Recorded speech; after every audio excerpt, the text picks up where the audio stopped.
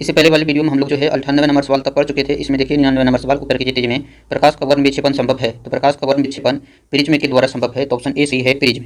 चलिए जानते हैं इसके बारे में। देखिए इसके बारे में पढ़िए। जब सूर्य का श्वेत प्रकाश किसी प्रिज्म से होकर गुजरता है तो यह अपवर्तन के पश्चात प्रिज्म के आधार की ओर झुकने के साथ साथ प्रकाश के अवयवी वर्णों में विभाजित हो जाता है और इस प्रक्रिया को प्रकाश का वर्ण विक्षेपण कहते हैं। इसे क्या कहते हैं? इसे प्रकाश का वर्ण विक्षेपण कहते हैं। ध्यान रखें। अगले सवाल देखिए, क्या करा कि कौन सा जो रंग है इंद्रधनुष के मध्य में होता है, तो इंद्रधनुष में जो है बीच में कौन सा रंग होता है, तो है हरा रंग। हरा रंग जो है इंद्रधनुष के बीच में होता है। चलिए यहाँ पर आप लोग देख लीजिए इसका क्रम, विधि और याद रखिएगा, है ना। चलिए अगले सवाल देखते हैं। देखिए इंद्रधनुष के दोनों सीमांत वर्णपट होते हैं, तो इंद्रधनुष के दोनों सीमांत वर्णपट होते हैं, वो कौन होते हैं? तो एक बैगनी हो जाएंगे, एक लाल हो जाएंगे। तो यहाँ आप लोग देख लीजिए, विधि और याद होगा तो देखिए, है ना, सबसे ऊपर जो होंगे लाल होंगे और सबसे नीचे जो होंगे वो क्या होंगे? बैगनी होंगे। ठीक, ये ध्यान रखें। चलिए अगले सवाल देखते हैं। दोपहर के 12 बजे किस दिशा में इंद्रधनुष दिखाई देता है? दोपहर के 12 बजे किस दिशा में इंद्रधनुष दिखाई देता है?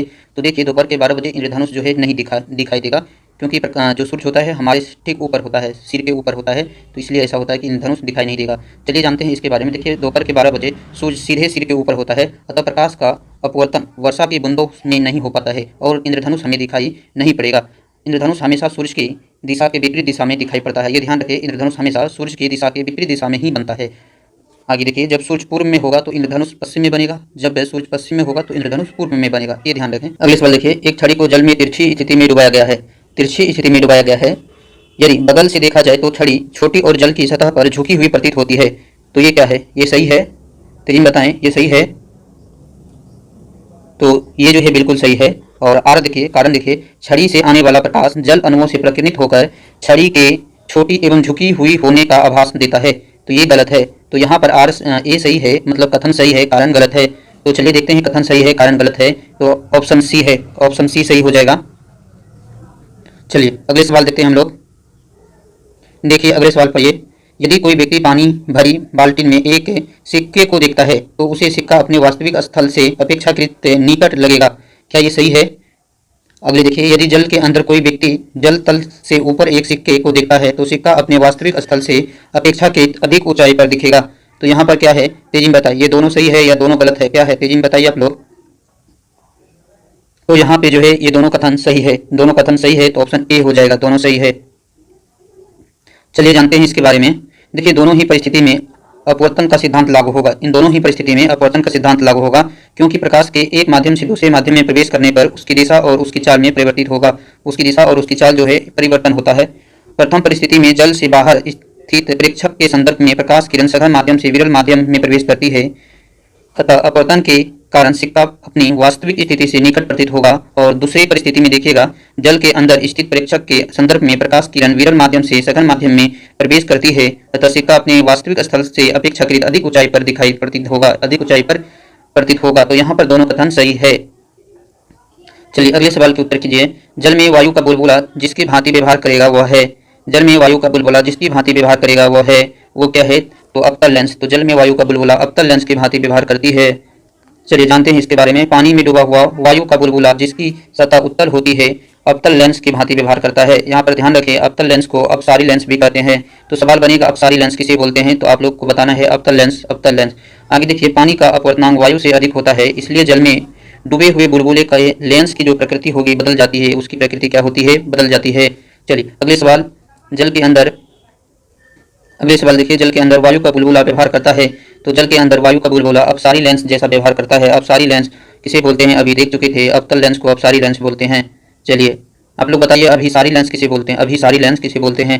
अगले सवाल। किसी व्यक्ति का पूरा प्रतिबिंब देखने के लिए एक समतल दर्पण की न्यूनतम ऊंचाई होनी चाहिए। किसी व्यक्ति का पूरा प्रतिबिंब देखने के लिए एक समतल दर्पण की न्यूनतम ऊंचाई होनी चाहिए, कितनी होनी चाहिए? तो व्यक्ति की ऊंचाई का आधा, व्यक्ति की ऊंचाई की आधा होनी चाहिए।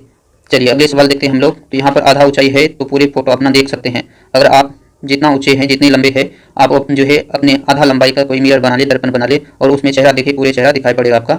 चलिए अगले सवाल देखिए। एक समतल दर्पण की वक्रता त्रिज्या होती है, तो एक समतल दर्पण की वक्रता त्रिज्या क्या होती है? तो अनंत होती है, तो ऑप्शन सी सही है, अनंत। ध्यान रखें। चलिए अगले सवाल देखते हैं, तेजी में उत्तर कीजिए आप लोग। अगले सवाल 154 नंबर सवाल क्या कह रहा है? देखिए 1.5 मीटर लंबे व्यक्ति को अपना खड़ा संपूर्ण प्रतिबिंब देखने के लिए आवश्यक दर्पण की न्यूनतम लंबाई होगी। तो 1.5 मीटर लंबे व्यक्ति को अपना खड़ा संपूर्ण प्रतिबिंब देखने के लिए आवश्यक दर्पण की न्यूनतम लंबाई कितनी होगी? तो 1.5 का आधा कर दीजिए, तो 1.5 का आधा कीजिएगा तो क्या होगा? 0.75 मीटर है तो मीटर होगा। चलिए, तो यहाँ पर ऑप्शन ए सही है। अगले सवाल देखिए, दूरदृष्टि दोष निवारण के लिए काम में लेते हैं। तो दूरदृष्टि दोष को निवारण करने के लिए, ठीक करने के लिए काम में उत्तल लेंस का यूज होता है। ऑप्शन सी सही है, उत्तल लेंस। देखिए, दूरदृष्टि दोष में निकट की वस्तु स्पष्ट नहीं दिखाई देती है, जबकि दूर की वस्तु जो है स्पष्ट दिखाई देती है। इसके निवारण के लिए चश्मे में उत्तल लेंस का प्रयोग किया जाता है। ध्यान रखें। अगले सवाल देखिए, दूरदृष्टि दोष वाले व्यक्ति के संबंध में निम्नलिखित में से कौन सा कथन सही नहीं है? हमें देखना है कौन सा कथन सही नहीं है। दूरदृष्टि दोष वाले व्यक्ति के संबंध में कौन सा कथन सही नहीं है? तेजी में बताइए क्या होगा उत्तर। यहाँ पे कौन से कथन सही नहीं है? तेजी में बताइए।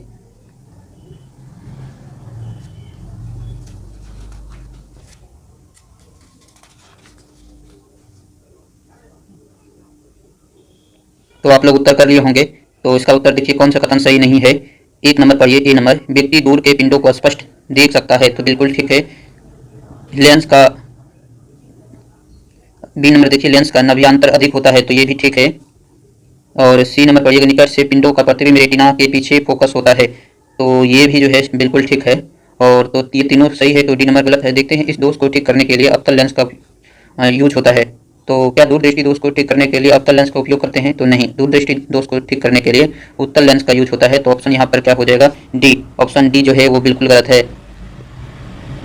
चलिए देखिए इसके बारे में, दूरदृष्टि दोष से पीड़ित व्यक्ति को निकट की वस्तु पर दृष्टि संकेंद्रित करने में परेशानी होती है। मतलब दूरदृष्टि दोष में निकट की वस्तु नहीं दिखाई देते हैं, दूर की दिखाई देते हैं। यह दोष मुख्यतः आंख की पुतली के अधिक छोटे होने के कारण या कॉर्निया से के अधिक समतल होने के कारण उत्पन्न होती है। इस दोष को ठीक करने के लिए उत्तल लेंस का उपयोग करते हैं, जबकि ऑप्शन डी में दे रखा था अवतल लेंस, इसलिए ऑप्शन डी बिल्कुल ही गलत हो चुका था।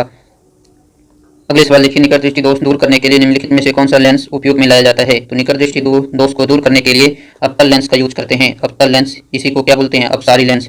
तो यहाँ क्या हो जाएगा? नतोदर या इसे इंग्लिश में कहते हैं क्या? कॉनकेव। तो ऑप्शन बी सही है। चलिए अगले सवाल देखते हैं। देखिए अगले सवाल का उत्तर कीजिए आप लोग। निकट दृष्टि दोष को ठीक किया जाता है, तो निकट दृष्टि दोष को ठीक किया जाता है तो अवतल लेंस के प्रयोग करके, अवतल लेंस का प्रयोग करके निकट दृष्टि दोष को ठीक करते हैं। दूर दृष्टि दोष को ठीक करने में उत्तल लेंस का प्रयोग करते हैं। ध्यान रखिए दोनों। चलिए इसके बारे में पढ़ते हैं। देखिए, निकट दृष्टि दोष से पीड़ित व्यक्ति निकट की वस्तु को स्पष्ट देख लेता है, लेकिन एक निश्चित दूरी से अधिक दूर पर रखी वस्तु को स्पष्ट नहीं देख पाता है। इस दोष के निवारण के लिए व्यक्ति के चश्मे में अवतल लेंस का प्रयोग किया जाता है। ध्यान रखें। अगले सवाल, मायोपिया को ठीक किया जाता है, तो मायोपिया को अवतल लेंस के द्वारा ठीक किया जाता है। मायोपिया इसे क्या बोलते हैं? निकट दृष्टि दोष। अवतल लेंस, निकट दृष्टि दोष को ठीक करते हैं अवतल लेंस, तो ऑप्शन बी से है यहाँ पे। चलिए अगले सवाल देखिए, निकट दृष्टि दोष की रोग मुक्ति होती है, तो निकट दृष्टि दोष की रोग मुक्ति होती है किससे? तो अवतल लेंस हो जाएगा, अवतल लेंस। ऑप्शन बी सही है। आगे बढ़ते हैं। देखिए अगले सवाल पढ़िए आप लोग, तेजी में उत्तर कीजिए अगले सवाल का। जब एक व्यक्ति तीव्र प्रकाश क्षेत्र से अंधेरे कमरे में प्रवेश करता है तो उसे कुछ समय के लिए स्पष्ट दिखाई नहीं देता है, बाद में धीरे धीरे उसे चीजें दिखाई देने लगती है। इसका कारण है, तो इसका कारण क्या है? तेजी में आप लोग बताइए। तो पढ़िए, ए नंबर, पुतली के आकार में परिवर्तन। पुतली के आकार में परिवर्तन, तो ये तो बिल्कुल सही है, तो ऑप्शन ए हो जाएगा। चलिए आगे बढ़ते हैं। और देखिए यहाँ पर लगता है दूसरा तीसरा भी सही होगा, तो चलिए पढ़ते हैं आगे। तो ये एक नंबर तो पढ़ चुके हम लोग कि पुतली के आकार में परिवर्तन, तो ये तो ठीक है। आगे देखिए, लेंस के व्यास व फोकस दूरी में परिवर्तन, तो ये गलत है। लेंस के व्यास और फोकस दूरी में परिवर्तन नहीं होता है। अगले सवाल देखिए, अगले मतलब सी नंबर, रोडोप्सिन का विरंजक व पुनः विचरण होना। तो रोडोप्सिन का विरंजक व पुनः विचरण होना, ये भी ठीक है। और आंखों का अंधेरे के प्रति कुछ समय में अनुकूल होना, ये भी ठीक है। यहाँ पर ए, सी और डी तीनों सही था, तो इसका कोई उत्तर नहीं होता क्योंकि यहाँ 3 ऑप्शन सही था। देखिए अगले नंबर सवाल, पढ़ने में काम आने वाले ग्लासेस किस प्रकार के लेंस से बने होते हैं? तो पढ़ने में काम आने वाले ग्लासेस किस प्रकार के लेंस से बने होते हैं? तो वो है उत्तल लेंस। उत्तल लेंस, ऑप्शन बी सही है। चलिए अगले सवाल देखिए, यहाँ पर चलिए पढ़ते हैं। बीच में मोटे तथा किनारे पर पतले आकार वाले ग्लासेस को उत्तल लेंस कहते हैं। ध्यान रखिए उत्तल लेंस कैसा होता है, तो बीच में मोटे और किनारे पर पतले होते हैं। आप लोग को उत्तल और अवतल लेंस के फिगर पता है किस तरह से बनते हैं? जरा देखिए, एक होता है इस तरह से, एक होता है इस तरह से, है ना। आप जो है बताइए कि इन दोनों में कौन उत्तल और अवतल है।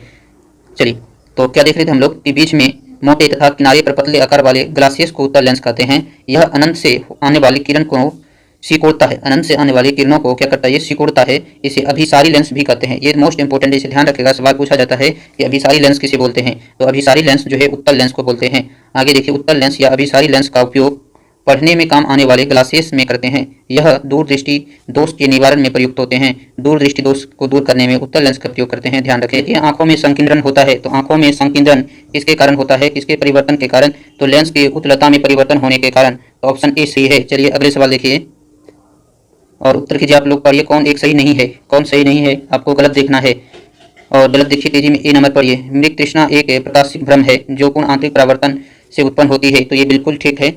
और सर्च लाइट में अवतल दर्पण का प्रयोग होता है। तेजी में बताइए, सर्च लाइट में अवतल दर्पण का प्रयोग होता है, सही है या गलत।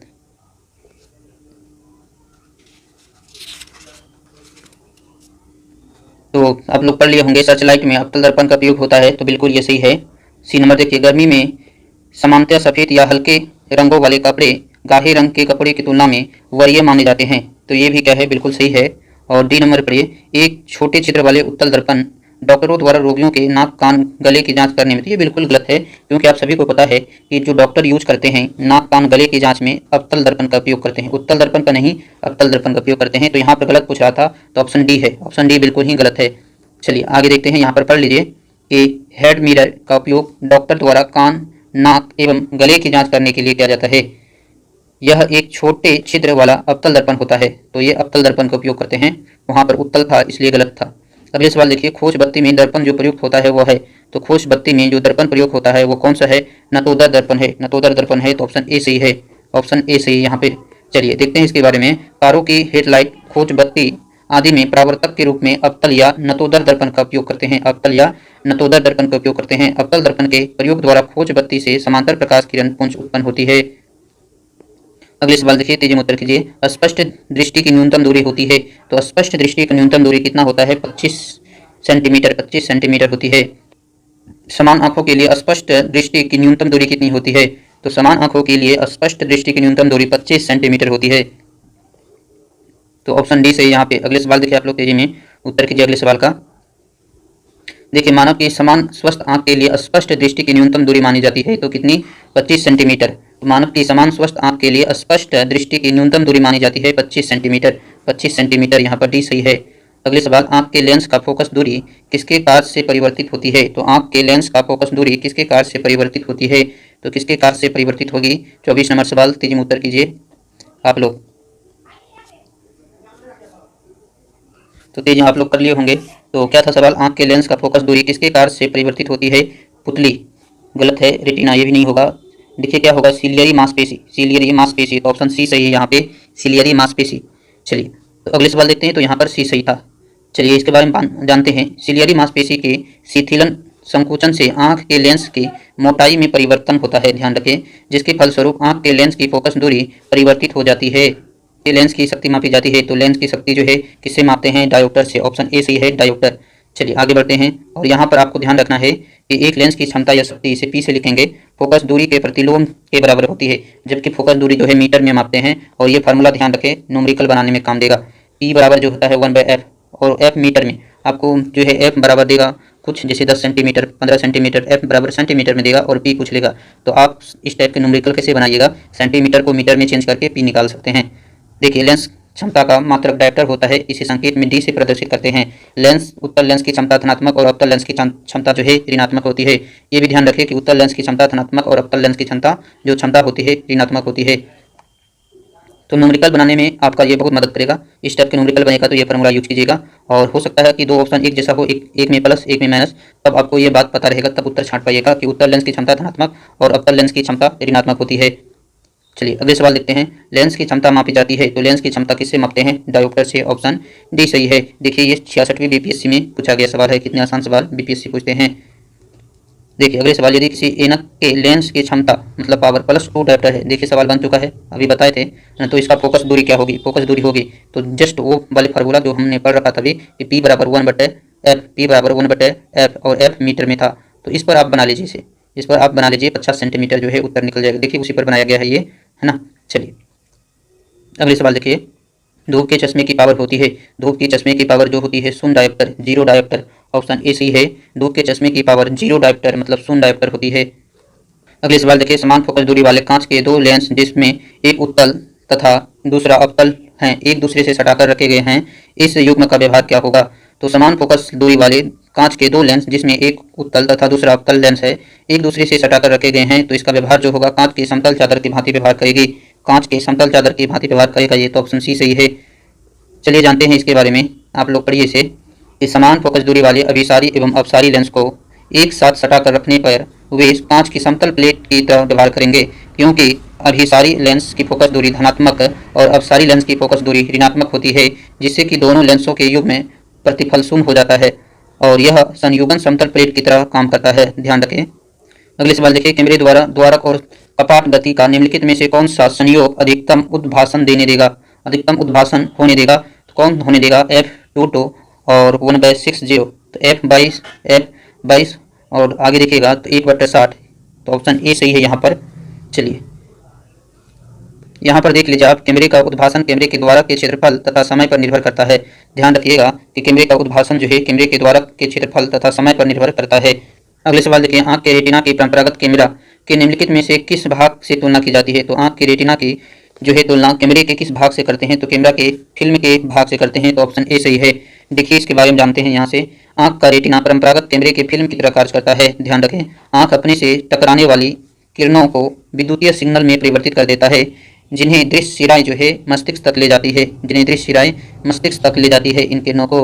अगले सवाल, मनुष्य की आंख में किसी वस्तु का प्रतिबिंब जिस भाग पर बनता है वह है? तो मनुष्य की आंख में किसी वस्तु का प्रतिबिंब जिस भाग पर बनता है वो है, क्या हो जाएगा? 132 नंबर सवाल का उत्तर कीजिए आप लोग तेजी में। तो चलिए यहाँ पर देखते हैं ऑप्शन, तो क्या हो जाएगा? दृष्टिपटल। दृष्टिपटल, तो ऑप्शन डी सही है। देखिए आप लोग इसके बारे में, देखिए मनुष्य के नेत्र की कार्य प्रणाली फोटोग्राफिक कैमरे से मिलती जुलती है।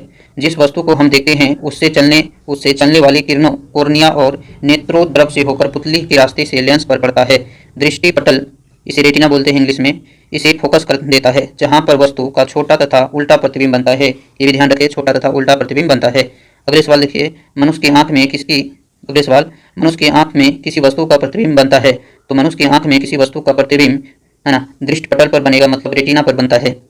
अगले सवाल देखिए, किसी वस्तु का प्रतिबिंब मनुष्य की आंख में कहाँ बनता है? तो किसी वस्तु का प्रतिबिंब मनुष्य की आंख में रेटिना पर बनता है, मनुष्य की आंख के रेटिना पर बनता है। अगले सवाल, मनुष्य की आंख के किसी वस्तु पर प्रतिबिंब बनाती है, तो मनुष्य की आंखें किसी वस्तु पर प्रतिबिंब बनाती है, तो क्या हो जाएगा? रेटिना। तो ऑप्शन डी सही है, रेटिना। चलिए आगे बढ़िए। अगले सवाल देखिए 136 नंबर सवाल, किसी अपारदर्शी वस्तु का रंग उस रंग के कारण होता है जिसे वह क्या करते हैं? तो परावर्तित करता है। तो ऑप्शन सी सही हो जाएगा, परावर्तित। मान लीजिए कोई चीज़ आपको हरा दिख रहा है, तो कोई चीज़ आपको हरा दिख रहा है तो इसका मतलब क्या है? इसका मतलब है कि उस पदार्थ पर या उस वस्तु पर पड़ने वाले प्रकाश जो भी पड़ा है वो सभी प्रकाश को अवशोषित कर लिया है, सिर्फ हरे प्रकाश को परावर्तित किया है, तो इसलिए जो है वो वस्तु आपको हरा दिखाई देता है। सवाल, एक रंगीन टेलीविजन में 3 आधारभूत रंगों के मिश्रण से रंग बनते हैं। एक रंगीन टेलीविजन में 3 आधारभूत रंगों के मिश्रण से रंग बनते हैं, तो ये रंग है, तो ये लाल हरा नीला, लाल हरा नीला, इसे बोलते हैं प्राथमिक रंग, लाल हरा नीला। ध्यान रखें। देखिए यहाँ पर रंगीन टेलीविजन में प्रयुक्त होने वाली कैथोड किरण नलिका में 3 विभिन्न फॉस्फर का प्रयोग होता है, 3 विभिन्न फॉस्फर का प्रयोग होता है जो लाल हरा नीले रंग को सर्जित करता है। ध्यान रखें, इसे लाल हरा नीला, ध्यान रखें कि यह प्राथमिक रंग है। देखिए अगले सवाल, वे कौन से मूल वर्ण है जिनसे टीवी के पर्दों पर विभिन्न रंगे प्रकट होते हैं? तो वे कौन से मूल रंग है जिनसे टीवी के पर्दे पर विभिन्न रंग प्रकट होते हैं? तो वो प्राथमिक रंग है लाल हरा नीला, लाल हरा नीला, तो ऑप्शन ए सही है। चलिए अगले सवाल देखिए, जब लाल नीले तथा हरे प्रकाश का पुंज एक स्थान पर पड़ता है तब प्रकाश का रंग हो जाता है, तो जब लाल हरा और नीले प्रकाश एक जगह पर पड़ेगा तो वो जो है सफेद प्रकाश में बदल जाएगा। अगले सवाल देखिए, निम्नलिखित में कौन प्राथमिक रंग नहीं है? तो कौन प्राथमिक रंग नहीं है? तो काला जो है प्राथमिक रंग नहीं है। चलिए अगले सवाल देखिए, 3 रंग मूल रंग है ये है, तो 3 रंग मूल रंग कौन होते हैं? लाल हरा नीला, लाल हरा नीला जो है प्राथमिक रंग है, तो लाल हरा नीला, तो ऑप्शन बी सही है यहाँ पे, तो ऑप्शन बी सही है, प्राथमिक रंग लाल हरा नीला। अगले सवाल देखिए, तेजी में कीजिए अगले सवाल का उत्तर आप लोग। सूर्य के प्रकाश में रंगों की संख्या होती है, तो सूर्य के प्रकाश में रंगों की संख्या 7 होती है, आप सभी को पता होगा। चलिए आगे बढ़ते हैं। देखिए अगले सवाल, रंगों में विषम को पहचानिए, कौन सा रंग जो है विषम है, मतलब कि अलग रंग है इन तीनों से? तो ऐसे सवाल रीजनिंग में भी बनते हैं, आप लोग पढ़े होंगे। देखिए लाल हरा और पीला और यहाँ पर एक भूरा है, तो सबसे विषम जो है कौन है? भूरा, भूरा सबसे विषम है, वो बिल्कुल ही इन तीनों से अलग है। ऐसा क्यों है? तो चलिए जानते हैं इसके बारे में। अब सभी को हम जब से प्रकाश स्टार्ट किए हैं और पहले दिन से ही, ये तीसरे वीडियो है लाइट चैप्टर का, आप लोग का विग्योर के बारे में बता रहे हैं, विग्योर याद रखिए, विग्योर याद रखिए, है ना। यहाँ पर से जो है सारे कलर के बारे में आपको पता चल जाएगा। तो देखिए यहाँ पर सूर्य के प्रकाश में उपस्थित 7 रंगों, जिसमें आपको विग्योर ध्यान रखना है, में भूरा रंग नहीं पाया जाता है, अतः भूरा रंग असंगत है ना, उल्लेखनीय है कि जब श्वेत प्रकाश को किसी प्रिज्म से होकर पार कराया जाता है तो यह 7 रंगों में विभाजित होते हैं। ये 7 रंग आप ध्यान रखें यहाँ से। और इस घटना को प्रकाश का वर्ण विक्षेपण कहते हैं, इसे ही कहते हैं वर्ण विक्षेपण। और इंद्रधनुष का निर्माण इसी घटना का परिणाम स्वरूप होता है। और चलिए, ये जो है इस टॉपिक का मतलब प्रकाश चैप्टर का आखिरी सवाल है, और ये सवाल आप सभी के लिए छोड़ देते हैं। और ये सवाल का उत्तर जो है आप कमेंट बॉक्स में कीजिएगा। 100% इस सवाल का उत्तर आप कमेंट बॉक्स में कीजिएगा। इसके बाद ये टॉपिक पूरी तरह से खत्म हो जाता है। फिर हम लोग देखेंगे अगले टॉपिक अगले वीडियो।